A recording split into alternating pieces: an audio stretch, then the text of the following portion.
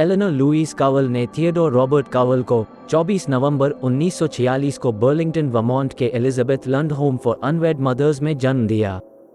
हालांकि original birth certificate में उसके पिता की पहचान नहीं है, लेकिन ऐसा उल्लेख किया गया है कि US air force veteran Lloyd Marshall उसके पिता है।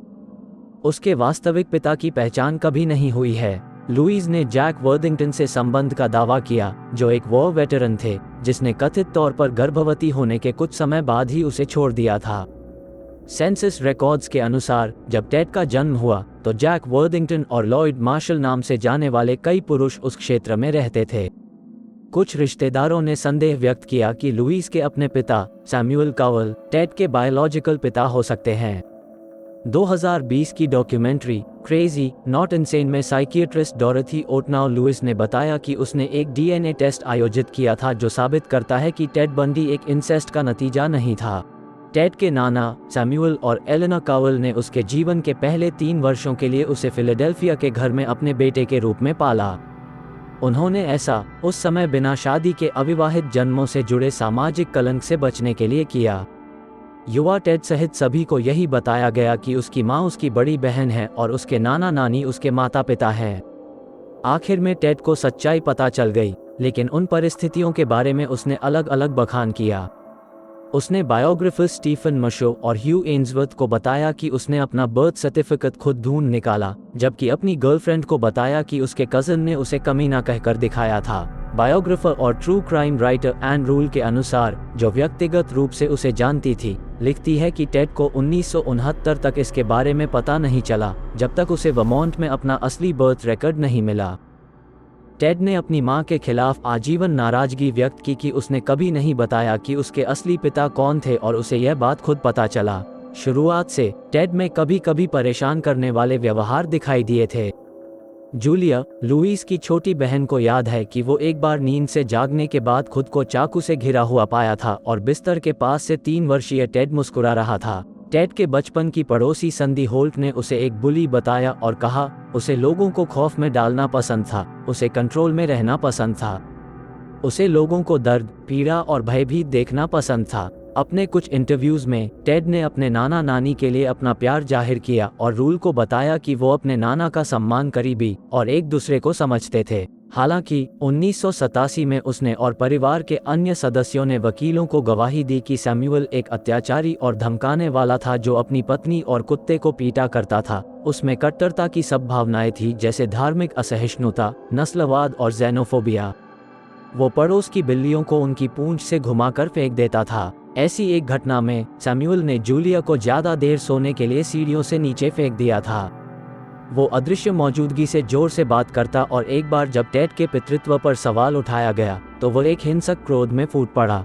टेड ने अपनी नानी को एक शर्मीली और डरपोक व्यक्ति बताया जो कभी कभी डिप्रेशन के लिए इलेक्ट्रोकन्वल्सिव थेरेपी लेती थी, और जैसे जैसे वो बूढ़ी होती गई वो अपने घर के बाहर निकलने से डरने लगी।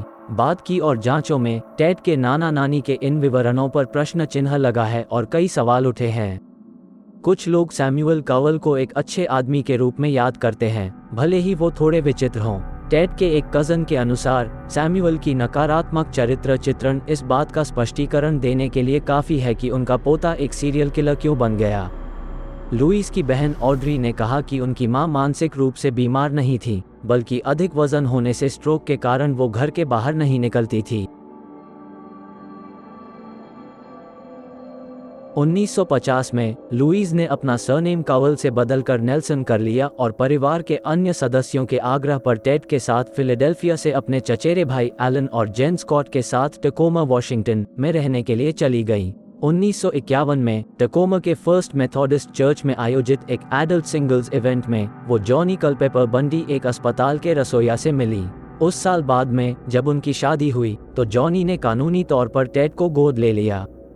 जॉनी और लुईस के 4 बच्चे थे और जॉनी के पारिवारिक कार्यक्रमों और अन्य गतिविधियों में टेड को शामिल करने के प्रयासों के बावजूद दोनों अलग थलग रहे। जॉनी उसका असली पिता नहीं है, ना वो ज्यादा चालाक है और ना ज्यादा पैसे कमाता है। टेड ने बाद में ऐसा कहकर एक गर्लफ्रेंड से शिकायत की थी। बाद के वर्षों में टेड की टकोमा की यादों में काफी बदलाव हुए। उसने मशो और एन्सवर्थ को नग्न औरतों की तस्वीरों के लिए अपने पड़ोस को खंगालने के बारे में बताया और पॉली नेल्सन को डिटेक्टिव मैगजीन्स, क्राइम फिक्शन और ट्रू क्राइम डॉक्यूमेंट्रीज पढ़ने के बारे में बताया, खासकर जब कहानियां यौन हिंसा के बारे में हो और जो औरतों की मृत या चोट की तस्वीरों के साथ चित्रित हो। हालांकि रूल को लिखे एक पत्र में उसने दावा किया कि उसने कभी भी ऐसी कोई की डिटेक्टिव मैगजीन्स नहीं पढ़ी और इस विचार से काम गए कि कोई भी ऐसा करेगा। उसने मशो को बताया कि वो अक्सर बहुत अधिक शराब पीता था, फिर देर रात तक शहर में खुली खिड़कियों की तलाश में घूमता जहां वह औरतों को कपड़े उतारते देख सके या कुछ और भी देखने को मिल सके। बंडी के सामाजिक जीवन के विवरण भी विविध है।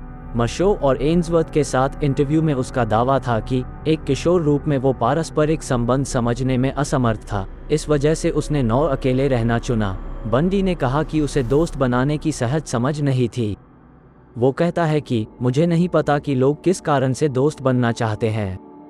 मैं इस बारे में अनिश्चित था कि सामाजिक संबंध का आधार क्या है। वुड्रो विल्सन हाई स्कूल के क्लासमेट ने रूल को बताया कि बंडी वहां प्रसिद्ध था और लोग उसे पसंद करते थे और वो एक विशाल तालाब में एक मध्यम आकार की मछली था। डाउनहिल स्कीइंग बंडी की एकमात्र एथलेटिक रुचि थी, जिसका उसने बड़े उत्साह से चोरी के गियर और नकली लिफ्ट टिकटों का उपयोग करते हुए किया। हाई स्कूल के दौरान कार चोरी और चोरी के संदेह में उसे कम से कम 2 बार हिरासत में लिया गया था। जैसा कि वॉशिंगटन और कई अन्य स्टेट्स में आम है, उसके 18 साल के होने के बाद घटनाओं की बारीकियों को उसके रिकॉर्ड से मिटा दिया गया था। 1965 में हाई स्कूल से ग्रेजुएट होने के बाद बंडी ने 1 वर्ष यूनिवर्सिटी ऑफ प्यूजेट साउंड में भाग लिया। उसके बाद चाइनीज अध्ययन के लिए वो यूनिवर्सिटी ऑफ वॉशिंगटन गया। उसने 1967 में अपने के एक क्लासमेट डायन एडवर्ड्स को डेट करना शुरू किया। उसने 1968 की शुरुआत में कॉलेज छोड़ दिया और कई न्यूनतम वेतन वाली नौकरियां लीं। जब आर्थर फ्लेचर वॉशिंगटन स्टेट के लेफ्टिनेंट गवर्नर के लिए दौड़ रहे थे, उसने उसे अपने ड्राइवर और अंगरक्षक के रूप में काम पर रखा।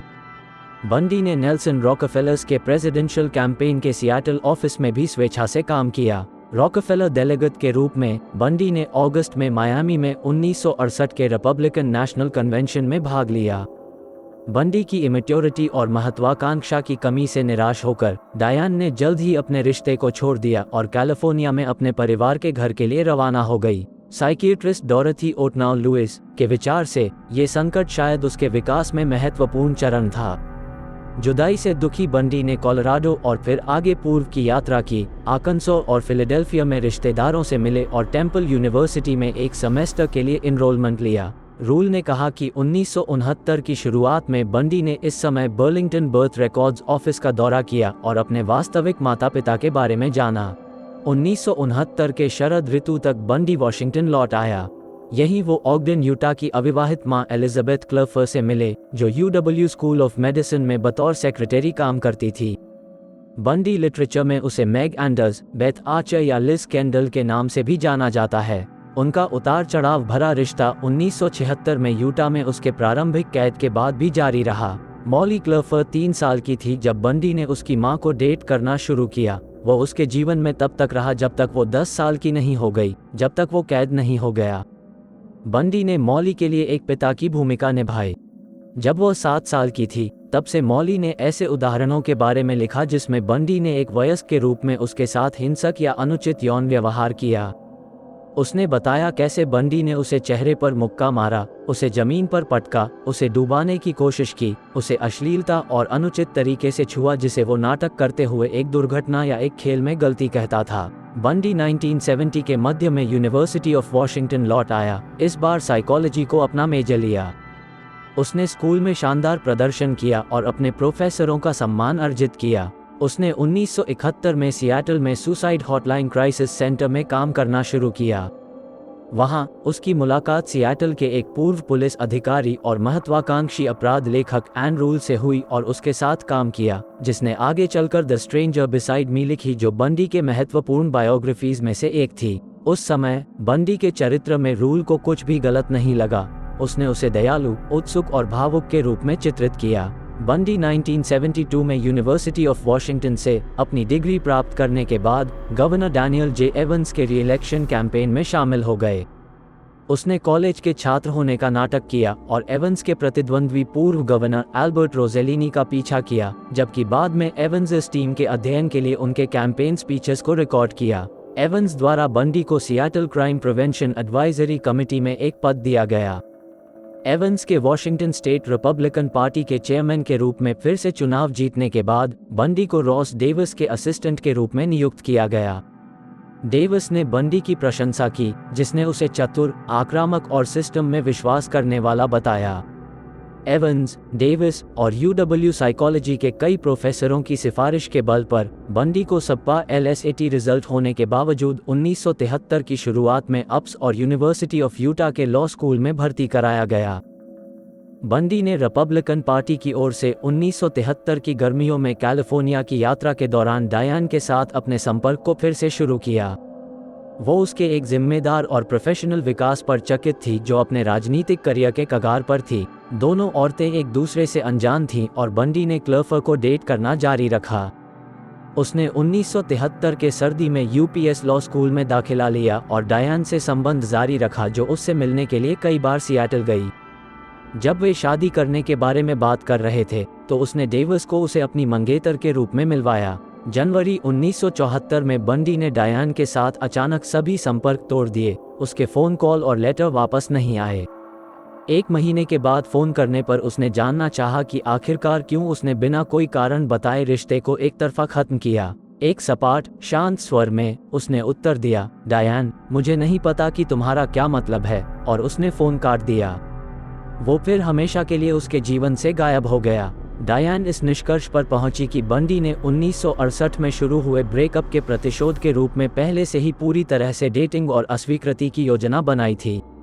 बंडी ने बाद में कहा, मैं सिर्फ खुद को साबित करना चाहता था कि मैं उससे शादी कर सकता था। उस समय बंडी ने लॉ स्कूल की कक्षाओं को छोड़ना शुरू कर दिया था। उसने अप्रैल तक जाना पूरी तरह से बंद कर दिया, जब पैसिफिक नॉर्थवेस्ट में युवा लड़कियां लापता होने लगीं। बंडी ने औरतों की हत्या कब और कहां से शुरू की, इस पर कोई भी सही समय या स्थान पर सहमत नहीं है। भले ही उसने कई दर्जनों हत्याओं का स्पष्ट और विस्तार से विवरण दिया, लेकिन अपने शुरुआती अपराधों की बारीकियों को बताने से इनकार कर दिया। उसने नेल्सन के सामने स्वीकार किया कि उसने 1969 में ओशन सिटी, न्यू जर्सी में अपहरण का पहला प्रयास किया था, लेकिन किसी को नहीं मारा।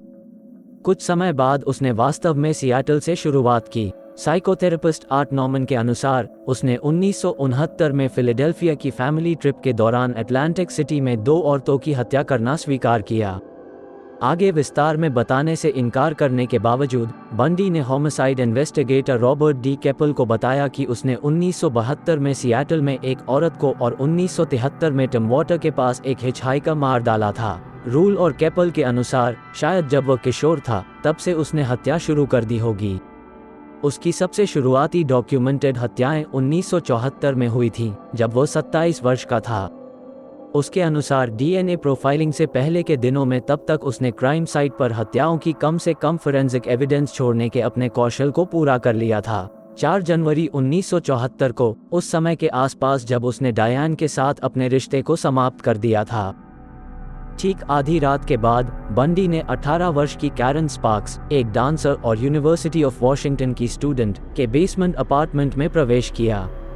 कैरन को अक्सर बुंडीज लिटरेचर में जोनी लेंज, मेरी एडम्स या टेरी कॉल्डवेल के रूप में जाना जाता है। उसने कैरन को उसके बेड फ्रेम के मेटल रॉड या मेटल स्पेक्यूलम से पीटने के बाद उसी से उसका यौन शोषण किया, जिससे उसे गंभीर आंतरिक घाव लगे। इसके बावजूद कि वो बच गई और अस्पताल में बेहोशी में 10 दिन बिताए, वो शारीरिक दुर्बलताओं के साथ रह गई थी। 1 फरवरी को सुबह बंडी लिंडर एन हीली के बेसमेंट रूम में घुस गया।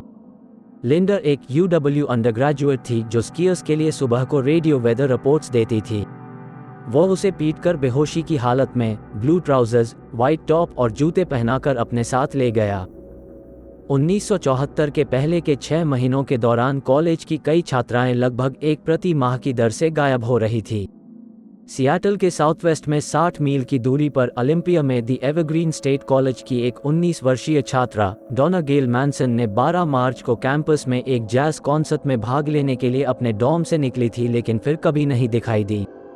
17 अप्रैल को सूजन अलेन रैंकॉट, जो सियाटल से 110 मील साउथ ईस्ट में एलेंसबर्ग के सेंट्रल वॉशिंगटन स्टेट कॉलेज में शाम की एडवाइजर मीटिंग से अपने डॉर्म रूम लौटते वक्त गायब हो गई। बाद में सेंट्रल वॉशिंगटन यूनिवर्सिटी की 2 महिला छात्रा आगे आईं और बताया कि वे स्लिंग पहने हुए एक व्यक्ति से मिली, जो कई भारी किताबों को अपने भूरे या टैन रंग वाले वॉल्क्सवैगन बीटल तक ले जाने के लिए मदद मांग रहा था।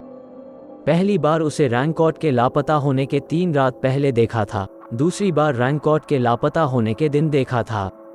6 मई को मेमोरियल यूनियन में कॉफ़ी के लिए दोस्तों से मिलने के लिए रॉबर्टा कैथलीन पार्क्स ने सियाटल के 260 मील साउथ में कोवालिस में ओरेगन स्टेट यूनिवर्सिटी में अपने डॉर्म से निकली। हालांकि वो कभी मिलने के लिए नहीं आई। सियाटल और किंग काउंटी के जांचकर्ता अधिक चिंतित थे, क्योंकि लापता औरतों के बारे में कोई ठोस सुराग नहीं था। केवल एक चीज़ समान थी कि वे एक जैसी खूबसूरत थी। वे युवा, सुंदर, सफ़ेद कॉलेज के छात्र और उनके लंबे बाल जो बीच में से अलग होते हैं। 22 साल की ब्रेंडा कैरल बॉल द 1 जून को उस समय गायब हो गई जब वो बेरीन्स फ्लेम टैवर्न से निकली थी, जो सियाटल टकोमा इंटरनेशनल एयरपोर्ट के करीब है। उसे आखिरी बार पार्किंग लॉट में एक भूरे बालों वाले आदमी के साथ बातचीत करते हुए देखा गया था, जिसके एक हाथ में स्लिंग था। यूनिवर्सिटी ऑफ वॉशिंगटन की छात्रा जॉर्जन हॉकिंस द 11 जून की सुबह अपने बॉयफ्रेंड्स के डॉर्म से अपने सॉरोरिटी होम तक के सड़क को पार करते समय लापता हो गई थी। 3 सियाटल होमिसाइड डिटेक्टिव्स और एक क्रिमिनलिस्ट ने अगली सुबह अपने हाथों और घुटनों पर पूरी गली की तलाशी ली, पर कुछ हाथ न लगा। बाद में बंडी ने केपल के सामने स्वीकार किया कि उसने हॉकिंस को फुसलाकर अपनी कार के पास ले आया और उसे बेहोश करने के लिए एक क्रोबा का इस्तेमाल किया था। उसने उसे हथकड़ी पहनाई, उसे सियाटल के ईस्ट में इसक्वा ले गया, जहां उसने उसका गला घोंट दिया और उसकी लाश के साथ पूरी रात बिताई। इसक्वा सियाटल से 20 मील दूर है।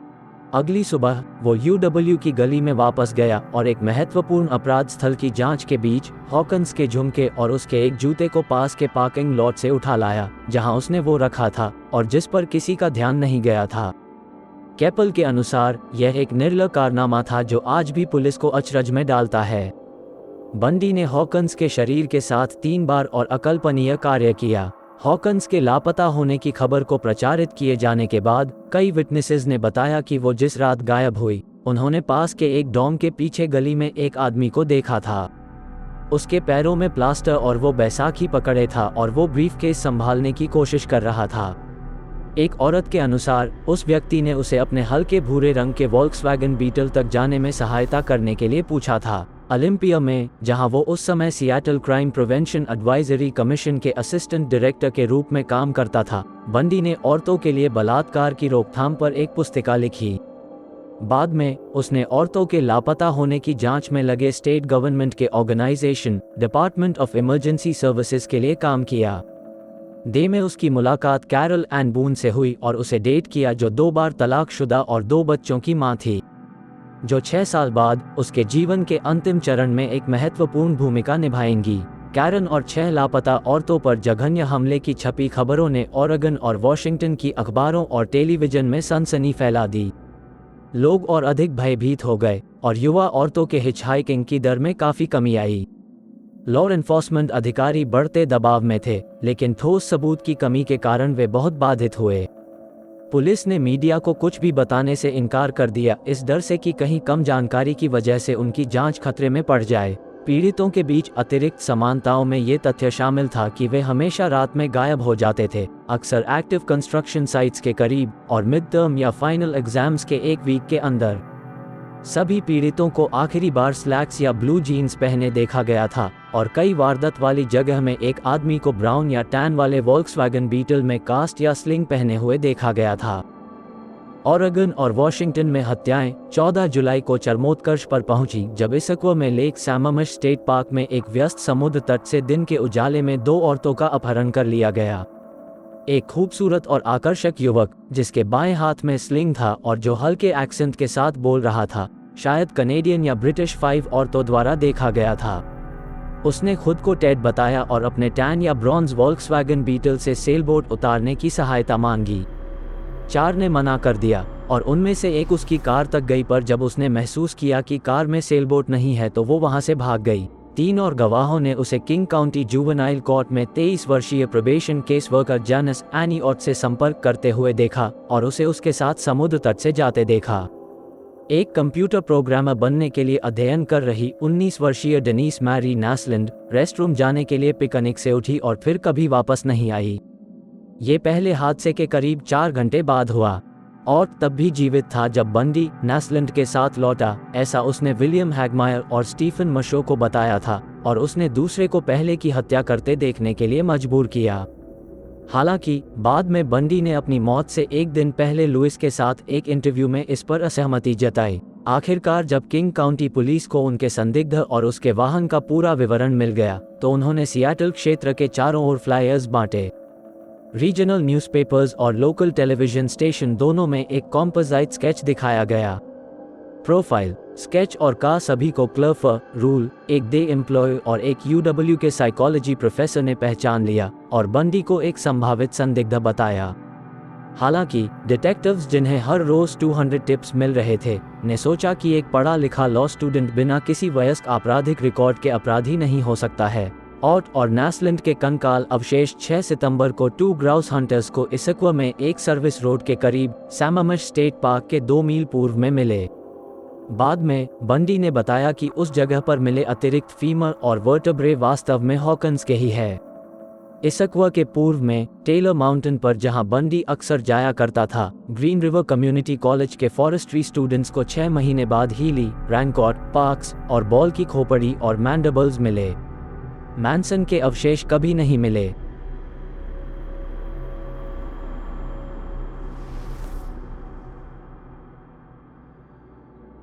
जुर्म की ऐसी सच्ची घटनाएं सुनने के लिए सब्सक्राइब करें ट्रू क्राइम इनकॉर्पोरेटेड को।